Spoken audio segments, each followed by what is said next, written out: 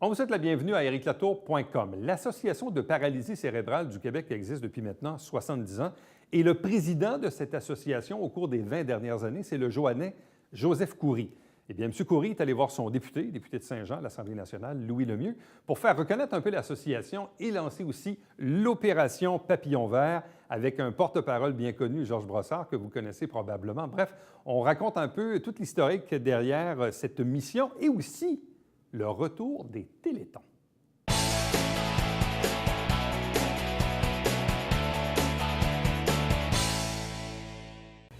L'Association de paralysie cérébrale du Québec était de passage mardi le 16 avril dernier à l'Assemblée nationale à Québec pour l'opération Papillon vert. Avec nous pour en parler, deux invités. D'abord, le président de l'Association de paralysie cérébrale du Québec, le Joannais Joseph Coury. Bonsoir. Monsieur Latour. Accompagné du député de Saint-Jean à l'Assemblée nationale, Louis Lemieux. Bonsoir et bienvenue. Bonsoir, Eric. Salut, Joseph. Salut. Tout d'abord, expliquez-nous un peu ce qu'est l'opération Papillon vert et quel est le lien avec l'Association de paralysie cérébrale. Tout d'abord, le papillon, c'est le symbole de la paralysie cérébrale. C'était notre symbole dans le temps. Et c'est sûr, la relation, c'est que ce papillon cherche son envol. Et les personnes atteintes de paralysie cérébrale à la naissance cherchent un envol pour retracer un autre chemin dans leur vie. C'est la raison pour laquelle je me suis permis de rentrer pour la première fois dans un bureau de député à Saint-Jean. Et c'était le bureau de Louis Lemieux. Et je suis reconnaissant par le geste direct qui m'a répondu le moment où je lui avais demandé ce qui s'est passé à l'Assemblée nationale. Et c'était une réponse automatique, positive. Et il m'a dit, on va travailler ensemble. Il a proposé lui-même la motion, parce qu'il est connaissant en la matière. Et il m'a dit, on va faire quelque chose à ce niveau-là pour célébrer, premièrement, le 70e anniversaire de l'Association de paralysie cérébrale du Québec et surtout pour faire ce lancement de Papillon vert qu'on aimerait faire un mouvement, je dis, pan-canadien et même ailleurs, comme le ruban rouge du cancer. Et on a déjà tous les contacts nécessaires pour fabriquer ce papillon et faire le lancement très bientôt. Ça va être un vrai papillon. Un vrai papillon. Il va voler. Oui. Oui. Mais en plastique ou en papier. Oui, OK. Quand même.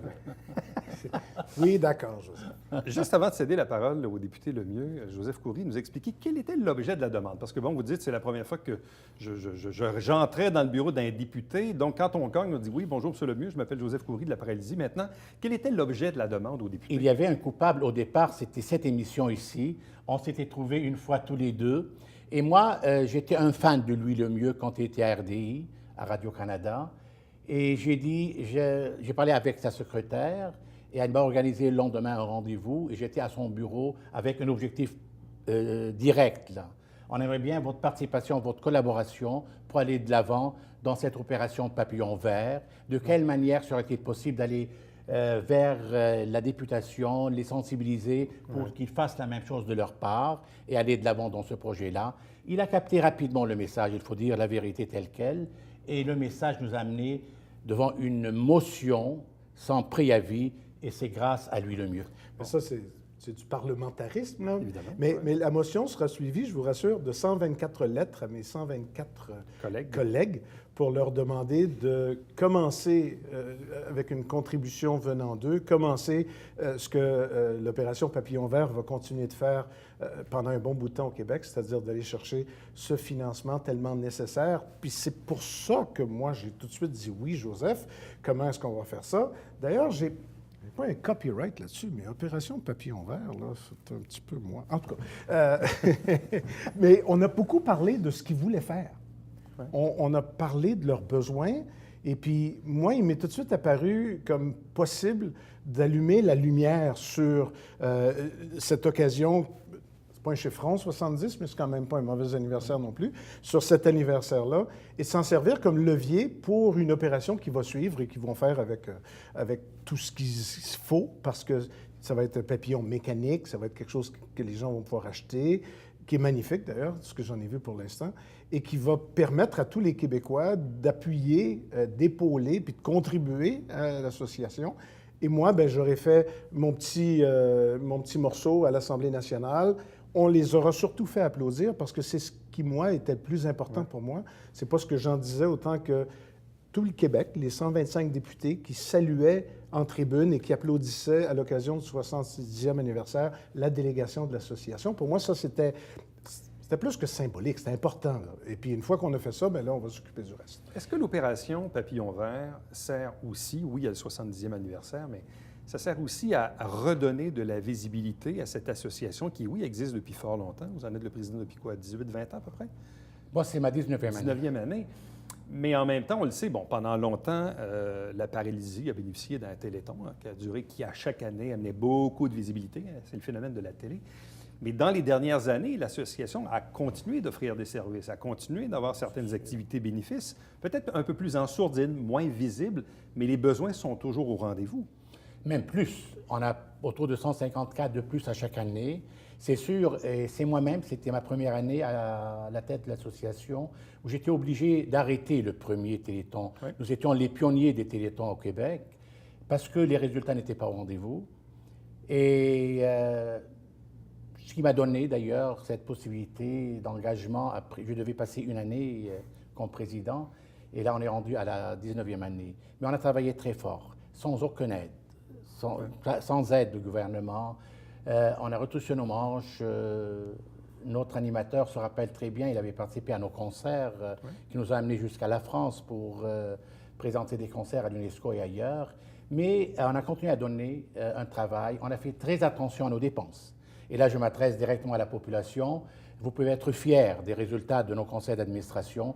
On n'a pas gaffé, on n'a pas commis la moindre erreur depuis les 19 dernières années. C'est pour cela nos finances sont justes et transparentes, sans faille. Bon. Comment la motion a-t-elle été reçue? Parce que, bon, vous dites que c'est du parlementarisme. Bon, avant la période des questions, les députés ont droit, je pense, à déposer des motions avec ou sans consentement. Il y a toute une mécanique, mais quand on présente ce genre de motion-là, comment ça fonctionne? On en parle d'abord au whip, au bureau du premier ministre, au leader parlementaire. Bref, c'est quoi le chemin pour déposer une motion? Bien, la vérité, Éric, c'est que c'était ma première fois.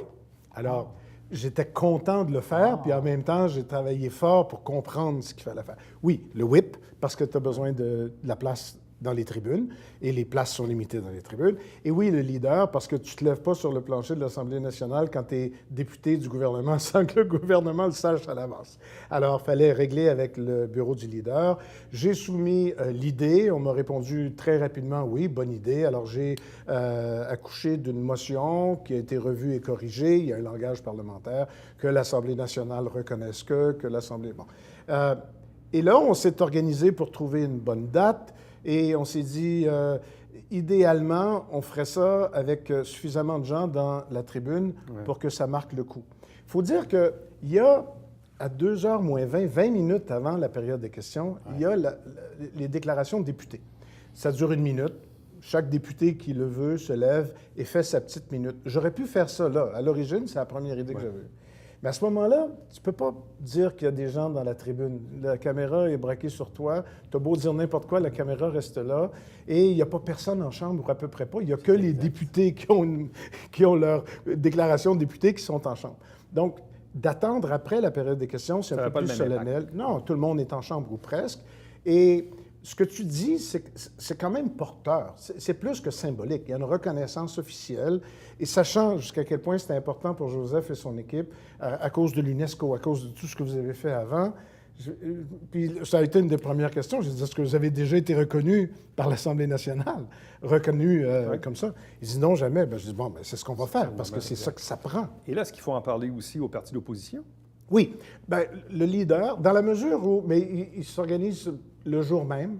Le leader, dans ce cas-ci, Simon-Jolin Barrette et son équipe, présente aux autres partis, et les autres partis font la même chose. Donc, ils présentent comme une table de poker, carte sur table. Voici ce qu'on voudrait faire aujourd'hui. On a le droit à chacun une motion par parti.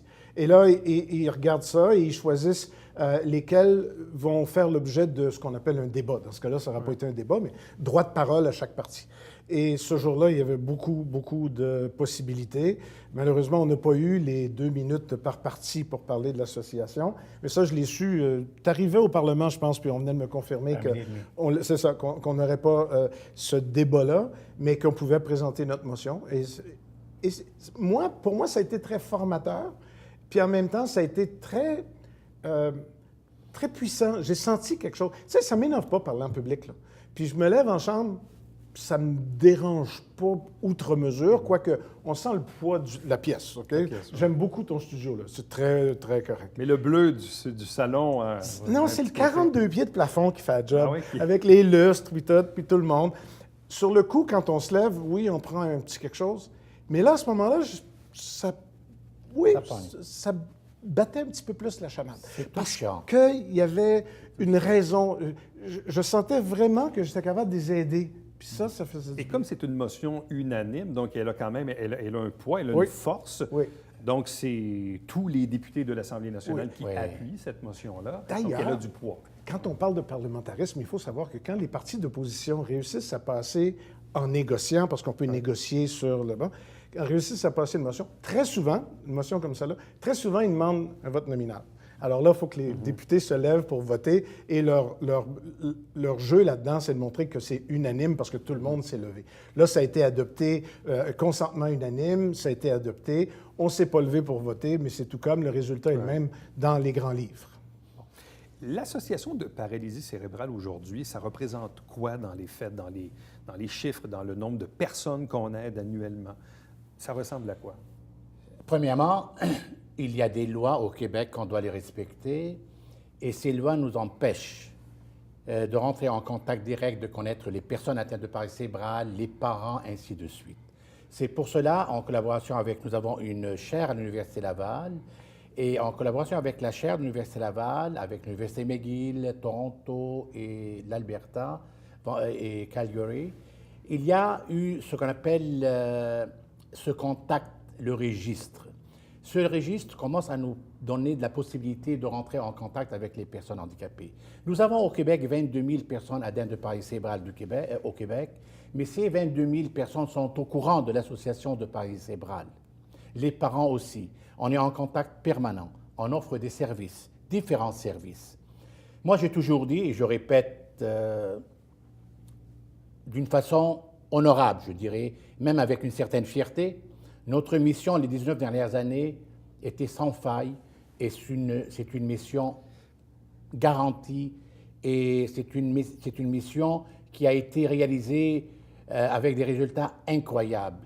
Mais cette mission n'est pas complétée. Elle n'est pas complétée parce qu'on est devant la recherche, on est devant la réalité et on a des problèmes au niveau de la santé, on a des problèmes au niveau même les personnes qui vivent une dépression, des personnes qui se suicident aussi. Donc, on a des séparations, des divorces, et ces problèmes sont majeurs. On essaye de trouver par tous les moyens actuellement des sources de financement pour aller vers la recherche, pour trouver des moyens. On entend parler de différentes sources, des résultats des thérapies, ainsi de suite, mais on n'est pas encore convaincu. Tant et aussi longtemps le gouvernement ne donne pas le feu vert, on va rester sur le qui-vive, on va attendre les résultats et on va confirmer. Pourtant, notre site Web est ouvert à toute possibilité qui va donner de l'espoir, comme l'oxygénothérapie, les perbares. On ne peut pas les appuyer et donner notre accord tant aussi longtemps que le gouvernement n'a pas donné son accord, mais s'ils veulent transmettre un message par notre site Web, on a participé aussi aux commissions, à une commission, le comité d'excellence vis-à-vis l'oxygénothérapie, et on attend. Si le gouvernement, parce que ça coûte beaucoup d'argent, accepte de participer et de financer cette thérapie, nous, on va le seconder, on va le suivre à 100 %. Et là, à l'occasion de votre passage mardi dernier à l'Assemblée nationale, votre collègue, la ministre de la Santé, Mme McCann, a senti le besoin ou le désir d'aller saluer les gens de l'association? C'est fou parce que j'avais vraiment à peine 2 ou 3 minutes où je me suis sauvé de la chambre pour aller prendre une photo avec eux en bas. Et juste comme on était en train de s'installer pour prendre la photo, Mme McCann passe, puis je connais très bien son attaché de presse, Alexandre, un gars extraordinaire. Puis je dis, Alexandre, t'es dans les jambes, tasse-toi. Là. Puis là, il me montre la vidéo, ce qu'il voulait venir, c'est avec nous. Je dis, OK, ça nous a fait tellement plaisir parce que ça a donné un sens à tout ça. Elle s'est sentie, puis elle est venue dire quelques mots à Joseph puis à tout le monde, elle s'est sentie interpellée, je pense, par ce qu'on venait de faire. Et c'est tout ce qu'on demande. Ben non, moi, je leur demande quelques centaines de dollars de plus aussi. Mais moi, j'ai fait ma part. La ministre, en venant prendre la photo, elle a donné un certain sens à tout ça. Et puis là, l'organisation va faire le reste en allant vers le public, en allant vers les gens, leur demander de faire leur contribution. Et quelqu'un d'autre va porter la parole. Moi, j'ai commencé, puis ça va s'enchaîner. Et là, vous êtes allé chercher comme porte-parole nul autre que Georges Brassard. Et c'est vrai, M. Papillon. Oui, Il évidemment. se présente comme M. Papillon. Georges, c'est un homme attachant. Oui. Sa femme aussi, Suzanne, sont des personnes qui ont parcouru le monde, qui ont été honorées à travers le monde. Et il me parle toujours de ses visites en Asie et surtout en Chine. Et ça n'a pas duré longtemps. On a eu cette relation humaine. C'est une personne extrêmement humaine, là, mais il a son tempérament. Il m'a toujours dit. Mais il m'a donné sa main. Il m'a dit, je connais la paralysie cérébrale et j'ai d'autres causes aussi au Québec. Il me fait grand plaisir d'accepter et de porter la couleur de la paralysie cérébrale pour les années à venir, surtout pour cette année, et pour l'opération Papillon Vert. Et il m'a offert aussi une boîte avec un papillon parmi les milliers et les milliers de papillons qui sont chez lui dans ses sous-sols. C'était impressionnant. C'est un personnage extraordinaire. Et comme porte-parole, je trouve que c'est brillant parce que, oui, on veut souligner la maladie, mais en même temps, on célèbre ce qu'on est en train de faire. Chaque personne qui va aller chercher ce papillon-là, ce qu'il va faire, c'est qu'il va partager l'envol de ce papillon-là. Et puis, moi, je trouve que Georges, c'est la personne idéale pour ça. J'ai très hâte de me joindre à lui pour encourager les gens à donner. Bon. Je voudrais aussi ajouter un mot sur le papillon avec Georges. Je voudrais annoncer aussi que ce projet Papillon émane de Saint-Jean. Ça a commencé avec, moi je l'appelle l'artiste d'art corporel. Ah oui, c'est un tatoueur. Oui. Il est venu, moi je lui ai donné la première idée l'année dernière. Avant mon départ pour la France, il est venu me voir, il m'a dit, je dois venir te voir parce que j'ai quelque chose à vous montrer. J'ai dit, viens. Il m'a montré ce papillon. J'étais dans mes émotions. Et j'avais envoyé ce papillon à une grande artiste peintre en France. Elle a fait quelques légères corrections. Elle m'a dit, c'est incroyable. Et il s'appelle Mike Duquette, l'oncle des encres. Et ce gars-là, il a adopté maintenant la paralysie cérébrale. Il va aller de l'avant avec son projet-là. Et en plus de ça, avec la participation de Jean Guillet, où il a apporté la rose rouge. Ouais. C'est une rose qui vit les 4 saisons. Mais la personne atteinte par les cérébrales vit les 4 saisons avec handicap, mais la vie durant. Ouais. Et on est arrivé avec l'opération, nous, c'était trouver le papillon vert. On est arrivé avec mon ami, lui, avec l'opération papillon vert, et c'était l'envol de notre projet. Ça y ferait bien un petit tatouage, lui, le papillon vert. Là. Hein? Ou pas? Moi, si j'étais toi, j'y lancerais un défi. Un défi. Mais regarde, peut-être il est caché quelque part. On va garder le secret pour un vrai lancement. On est actuellement en attente de la commande là, pour donner... Moi, je demande un envol de 3 à 3 secondes, excusez-moi, de vol. Actuellement, on est à 1 seconde et demie. Moi, on prépare des projets majeurs, disons, dans un public des milliers de personnes. On va trouver 100, 150 ou 200 ou 400 ou 500 papillons. Et on va faire l'envol devant la foule, devant les caméras. Et ça va être un démarrage assez important. Et à quel moment vous voulez procéder à ça? On attend la confirmation. Le papillon, il est fait. On a des résultats. Le montage technique est fait. Le gabarit est fait. Ouais. Mais on attend cet envol de 3 secondes et demie. Et on l'attend impatiemment. On va souffler dessus. Oui, c'est ça. Ça ne fait pas plus que 3 secondes. Et on parle de quoi? De moins d'1 an?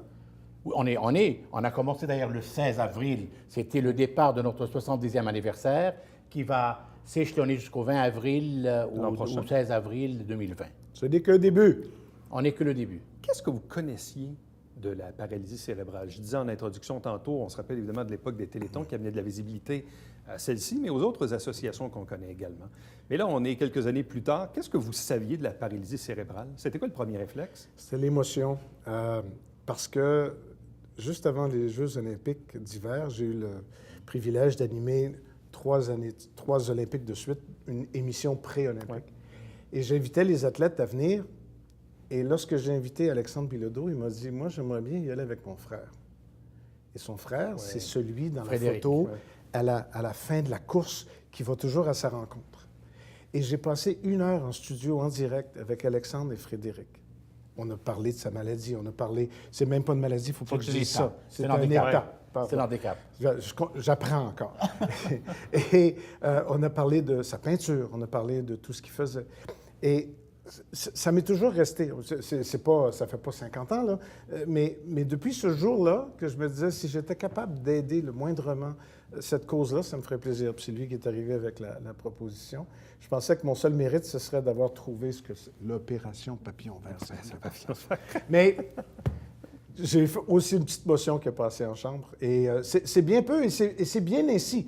La beauté de cette opération-là, c'est que chacun va faire sa part et que les Québécois vont pouvoir faire la leur aussi. Je ne sais pas combien ils vont vendre ça, ce papillon-là, mais pour voir voler un papillon pendant 3 secondes et demie, Eric, hein? Quand même. Minimum. C'est important. Est-ce qu'il y a un prix? Oui. 1000 à la fois. Est-ce qu'il y a un prix qui a été identifié?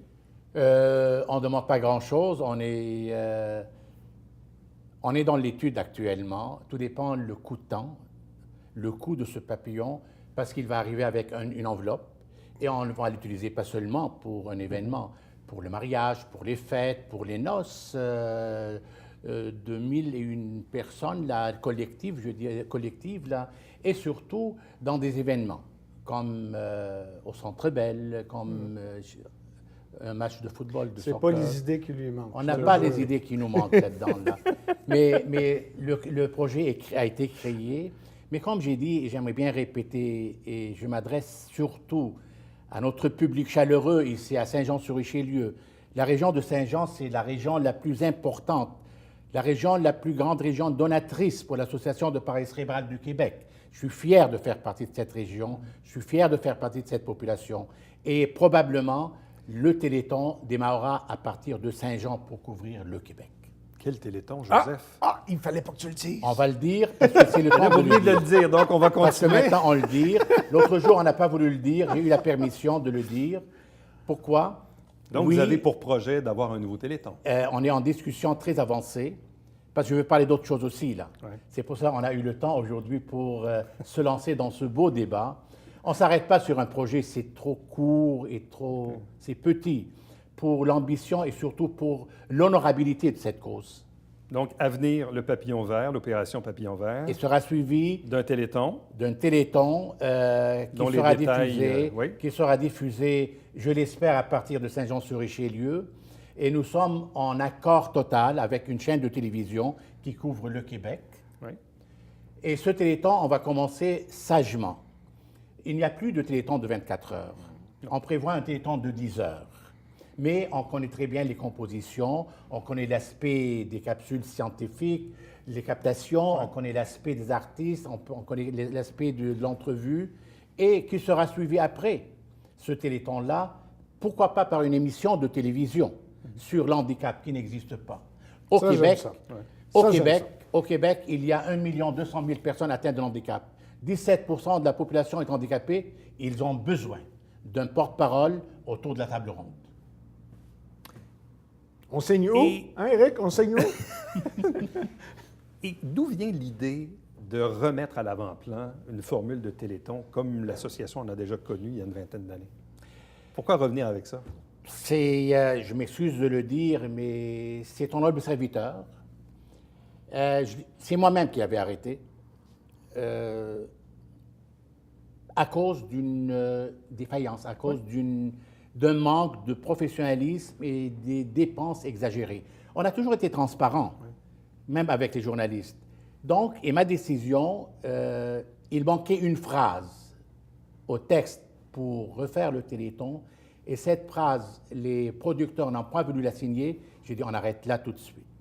Donc, tant mieux. On a appris avec les 18 dernières années qui sont passées, on a créé nos propres télétons, que ce soit dans les concerts qu'on a organisés, que ce soit les événementiels qu'on a créés. Mais là, j'ai parlé avec un spécialiste en la matière, un metteur en scène, celui qui est venu me parler, très connu au Québec. Il m'a dit, et pourquoi on ne retourne pas au téléthon? Il m'a donné les détails techniques, financiers, ainsi de suite. Et c'est là où j'avais demandé à mon conseil d'administration s'ils sont d'accord. Et la réponse était positive. Et actuellement, on est, comme j'ai dit, en discussion très avancée et positivement avancée. À vous deux, merci beaucoup. Bienvenue, Donc, beaucoup. Bonne chance pour la suite. pour cette opération Papillon Vert et bien sûr le retour du Téléthon et qui sait, d'autres projets parce qu'effectivement, il a beaucoup de projets. Oui, il est intéressant. Ça n'arrête jamais. Puis il va falloir qu'on parle politique à un moment donné, toi et moi. Là. Moi, je suis apolitique.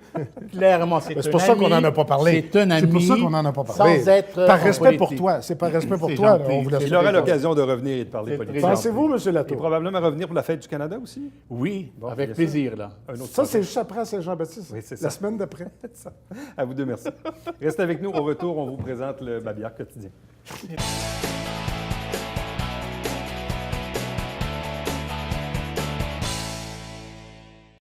Mesdames et messieurs, bonjour et bienvenue à la Justice entre nous. Mon nom est Serge.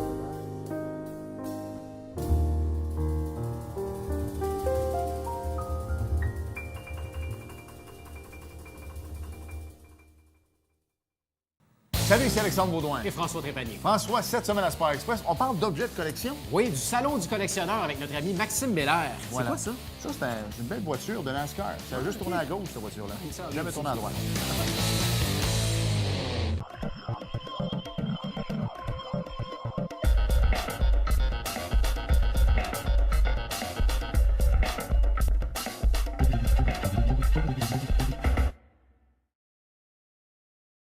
Mesdames et messieurs, bon matin et bienvenue à votre télébingo sur les ondes de télévision du Haut-Richelieu. Vous aimeriez jouer au bingo dans le confort de votre foyer?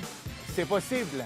Tous les dimanches matins, 9h30, à la télévision du Haut-Richelieu, maintenant en haute définition au 609. C'est 4 000 en prix à chaque semaine. Pour vous procurer les livrets du Télébingo, c'est facile. Consultez la liste de nos 30 dépositaires au www.tvhr9.com.